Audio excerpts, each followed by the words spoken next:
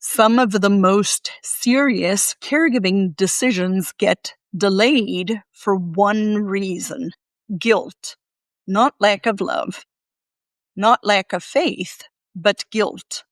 Today we're going to confront something directly. When Christian caregivers confuse endurance with faithfulness, they postpone adjustments that should have been made earlier. And postponed decisions do not stay small. They will resurface later, under pressure. Hey, Christian Care Companion. Welcome back to Dementia Caregiver Support for Christians. This is where we think clearly and make steady decisions in the middle of dementia care. If you know you've been pushing harder instead of asking whether something needs to change, this episode is for you. And if you need help identifying what adjustment may already be overdue, that's exactly what caregiving decision advising is for. One focused conversation with clear next steps before the pressure forces a decision. You can go ahead and schedule your session at thinkdifferentdementia.com or using the link in the show notes below. Now, let's get into today's episode. It is not because you do not love the person you are caring for, your spouse. It's not because you are being selfish. It is not because you're looking for an easier path. You are trying to be faithful. You are trying to honor your marriage vows. You are trying not to complain. You are trying very hard to handle what God has given you right now. However, you notice that you are exhausted. You are more tired than you used to be. You notice that you have no more patience. You notice that you have not had any uninterrupted rest in months. You feel trapped, but you do not say it out loud. And when the thought comes, and it invariably does, the thought is, I need a break. You immediately correct yourself and say something like this: I should be able to do this. The Lord doesn't give you more than you can handle. Other wives handle more than this. I just need to get through it. I just need to endure a little bit more. So instead of looking at and adjusting the plan of your life, you push yourself harder. This episode is about why that instinct of just pushing through, just pushing harder, can quietly delay the decision that actually needs to be made. Scripture in Galatians 6 verse 2 says, bear one another's burdens and so fulfill the law of Christ. And then also Mark 6 verse 31 says, Jesus said to his disciples, come away by yourselves to a desolate place and rest a while.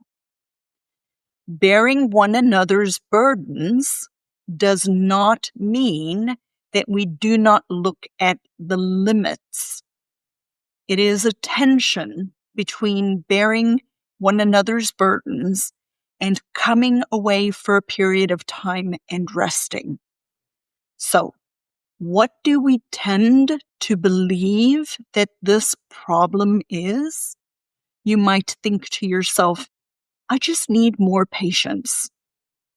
I need to control my tone a little bit better. I need to stop feeling so resentful. I need to be grateful for what I have. I need to endure better. And all of those things are true. We are to be more patient. We do need to control our tone. We do need to look at why we are feeling resentful. We should be grateful every single day for what the Lord has given us. and we are called to endure. Those are all true. However, in this specific situation, we assume that the problem is us. The problem is internal. And so we keep adjusting. We swallow frustration. We stay quiet. We don't tell our kids what's really going on because we do not want to burden them. You go ahead and cancel your plans because you're exhausted. You might stop asking people for help, perhaps because they haven't stepped up the way we think that they should. And we focus on our character. And that is, all of these things are good and right. I'm not disputing that we should be looking at ourselves. And sometimes we need to be looking outside ourselves, not just on our character. If you truly have evaluated and examined yourself and these things are not a sin problem, a heart issue, and not just your character, we have to evaluate the outside. We have to look at what we might not be evaluating. Has your workload increased to the point that it is not sustainable by one person anymore? Are you on duty 24 hours a day without any rest or respite? Has the unpredictability of caregiving increased, or the supervision, the physical demands, all of those things? Have they all increased? However, the support structure, the human assistance, the people who provide supervision and assistance, if none of those support structures have increased, it might not be a character issue. It may be a capacity issue. One person does not have the capacity to do this by themselves. So what might actually be happening? We know that if a person lives long enough with brain changes and dementia, that they will require 24 hours supervision. And so what's likely happened is slowly, day after day, week in, week out, the level of care has grown. There is more watching. There is more monitoring. There is more reminding. There is more helping this person. There is more responsibility. And at the same time, your ability to do these things, your margin has shrunk. And when your margin shrinks, your clarity also shrinks. It's hard to stay objective about what it is that we need to be able to do and endure when you have no margin to think things through. And so when your margin shrinks, your clarity goes away with it. You stop looking ahead. You stop asking people for help. You avoid conversations. You postpone the decisions that are uncomfortable because you are exhausted. You are tired. And when a person is tired, they stop thinking clearly. They get tunnel vision. They look right ahead of them instead of evaluating what can or needs to change. You actually start just focusing on surviving the week. And the week turns into months, and sometimes months turns into years, and nothing has changed. So what is the decision really? The question that we look at is this: is it wrong for me to need a break? When the real question beneath it is this level of care realistic for one person? That is the decision that you're actually facing. Not whether you love the person, not whether you're being a faithful spouse, not whether you have the desire to do this. None of those things are what we are looking at. What we actually need to be looking at is this level of care, this level of assistance, this level of supervision realistic for one person or not? That is the decision. Whether the arrangement that you're living in is a workable long-term solution. What happens if you don't change anything for the next 6 months? Will it be steadier? Will it be easier? Or will you be more depleted or more exhausted? Is the tension just going to increase or will it actually decrease? What happens if something happens to you? Who is the person that then will have to make the decision as to the reality of where the person that the person that you're caring for, what happens to them? Sometimes we delay that decision because we assume incorrectly that we will be the last one standing and that we will survive the person that we are caring for. And that is not always the case. So is your clarity going to improve over the next 6 months, or is it going to get worse?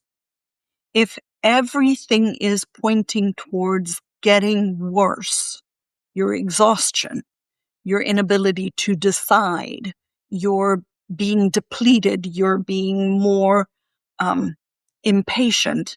If all of those things continue to change and point to being that way over the next 6 months, that means something has to change now because it will eventually break. And a break is not a decision.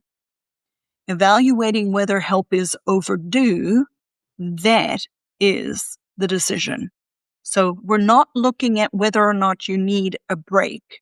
We are looking at whether or not help is needed. That is what you need to look at. So why does this feel so difficult for us? Why is this such a difficult thing for people to be able to do? To actually take respite, to take a break. Because when you are a spouse and you are caring for somebody that you love, that you stood at the altar 30, 40, 50 years ago and said, I will love you for better or worse, it feels like if you say you need to take a break, that it is a failure. It feels like you might be breaking a promise. It can, for a lot of people, feel like you're not trusting the Lord enough, that you're admitting your own weakness or you're letting other people down, or you don't want to burden your kids. All of those things are things that I have seen, especially in Christian marriages where honoring your marriage is important. And I'm not suggesting that it isn't. I believe we need to honor our marriages. And here's the tension. Faithfulness is not measured by exhaustion. And when we are sacrificing and throwing ourselves under the bus because of an unsustainable strain physically, that is not honoring the Lord.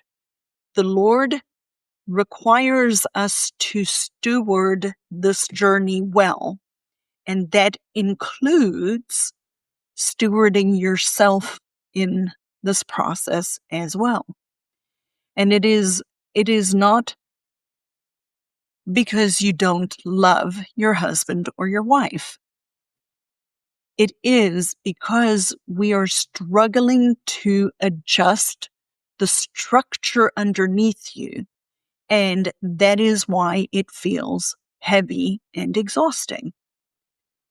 So why can trying to muscle through become a problem? Why is that a problem? Here is the thing that we rarely say out loud. It can feel and look, and we can believe that if we push through and if we do everything for this person, it can feel like we are being obedient. And yes, to an extent, we are obedient in pushing through. The question isn't obedience in this particular situation. The question is, what are we avoiding looking at under the guise of being a faithful and obedient spouse? Because it can have the sheen of being a godly spouse without looking at the bigger picture and how all of these pieces fit together. Sometimes pushing harder avoids a different and harder conversation. Sometimes when we push harder, it avoids us looking at boundaries or asking for help or paying for respite or planning for an uncertain future. All of those things require us to change. And just muscling through things doesn't require us to necessarily change things in the moment. And so you just muscle through, because sometimes changing things is hard. It is hard. But the delay will actually increase your risk or your exposure. Your fatigue will continue to compound. And sometimes that results in you breaking down and burning out. And when that happens, if you end up in the hospital, if something happens to you because you haven't taken care of yourself, your options actually become way less than if you actually take the time to look at the structure and to change something. Eventually, you will have to make a decision because the situation is going to dictate that you make a decision. And it might be making a decision under pressure. It may be because a fall forces the decision. It may be because hospitalization, either yours or theirs, forces the decision. And when you do not adjust early and often, your circumstances later on will adjust it for you. I can guarantee you that. So what changes if you look at the question in a different way? Instead of asking, why am I struggling to manage this or handle this? Ask, what do I need or what do the family need to change so that this journey is actually sustainable? That question will move you from feeling guilty to actually evaluating what is going on. It may mean that you have to get regular respite, hire part-time in-home help, maybe try an adult daycare, better boundaries with the family and ask for help, reviewing some of your legal and financial things. All of those things can make this journey more sustainable. You can say, I need more backup. I need consistent time away. We need to have a plan if I get sick. And it's about staying the race and not burning out, not quitting. This is stewardship. This is actual stewardship, where the rubber meets the road stewardship. And here's the hard conversation. Without having these conversations, you do not know what your family is or is not willing to do.